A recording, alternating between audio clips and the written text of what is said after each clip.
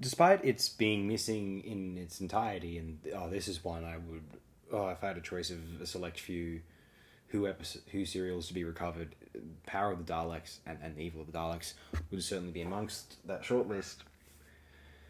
I love how they utilized the Daleks as a very. This was like a new production team taking over and deciding they're going to do a horror story involving the Daleks, which I guess they perceived as another group's or individual's creation, and yet they wanted to utilize the Daleks as witnesses to how prominent and how scary the Daleks were considered. And so we wind up with this brilliant little plot device of, free Dalek, seemingly inactive Daleks being discovered by a human colony somewhere in space. Of course, the Doctor, now the second Doctor, Patrick Troughton, Ben and Polly happen upon this colony, and they say, "Oh, we've got this strange new metal which is going to solve all our problems." But things are afoot. A man is shot. The Doctor notices, takes some of the man's paper and ID, puts them on his self, and then some other people encounter him and say, "Oh, you must be the examiner." He goes, "Yep, here's my credentials, And he's thinking, now here's a trait of the second Doctor that's coming to light right away, is the fact that he plays dumb, or rather, he puts himself in the back seat and lets the individuals around him do the talking so he can learn. He figures that his questions might be counterproductive, and so he sits back and examines.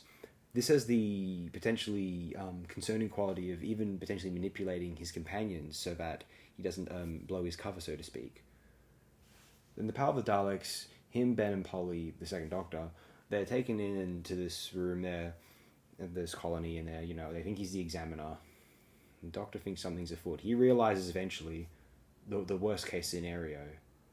They've gotten this special metal from free and active Daleks, and they're trying to keep it a secret because the Lesterson, the scientist, he's determined to experiment with what could be done with these Daleks. Although the Doctor knows as well as anyone, this is not worth it at all. I actually tend to think of, insofar as they are plots and what's available of their set design and particular cinematographic philosophies, the Power of the Daleks and the Evil of the Daleks, the second Doctor appears to have nailed the tone of a black and white Dalek horror serial.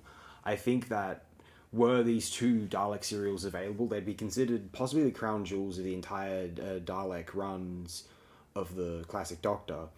These are just sensational plot lines. The Daleks are treated very seriously and very scary as the ultimate monsters in the context of the Innes Lloyd era's tendency upon and their reliance on kind of monster of the week, and the Doctor going up against these strange new alien menaces which were meant to frighten audiences and play up the hide behind the sofa element.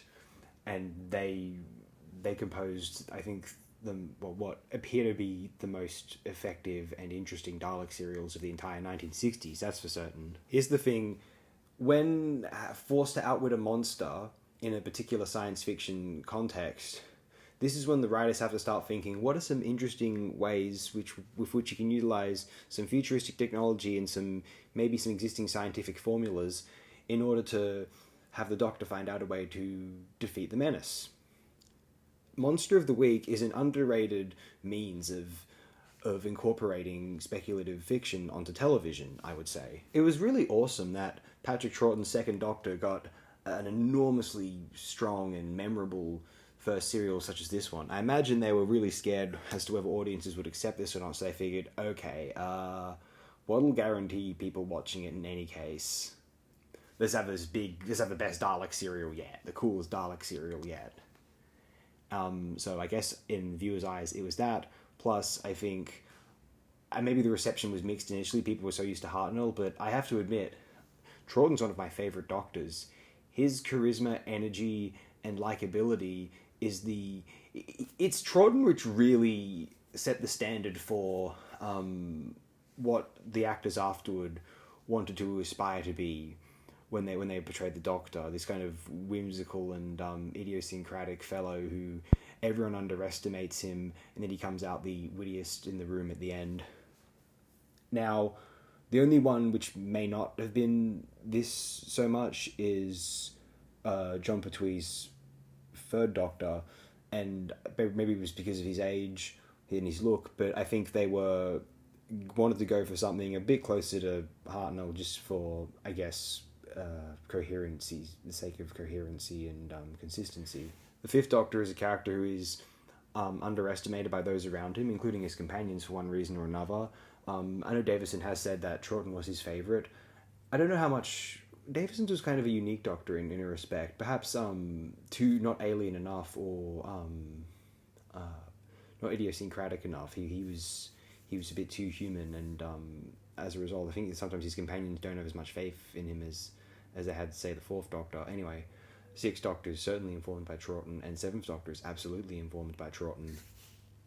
Capaldi's 12th Doctor is incredibly informed by Troughton, even in the modern era. More difficult to appreciate via reconstructions, The Power of the Daleks nevertheless remains one of the more impressive undertakings in the 1960s Doctor Who canon. Really, really enticing stuff. Now, you may have noticed episode 4 of The 10th Planet had me blocked actually twice, and so we have the compromised vision that we see there.